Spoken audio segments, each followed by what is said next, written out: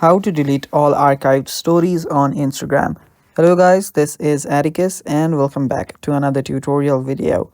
In today's video, I'll teach you guys how you can delete all archived stories on Insta. So without any further ado, let's dive right into it. The first step that we'll need to take is open up your Instagram.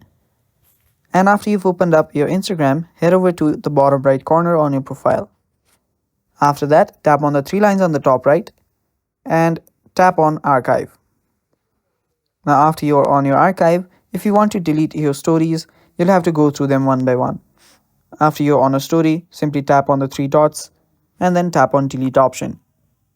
Simply tap on delete and there you go. You have just deleted your archive. Now you have to keep on doing that until you delete all the ones that you want to. And yeah, there is no actual option where you can delete each and everything at once. You can try to go to your settings and you can try to explore your different options, but you won't find any. So if you want to delete every archived stories, you'll have to go through them one by one. So that is how you can delete all archived stories, guys. Thanks for watching. That is all for today's video. Stay tuned for more and bye bye.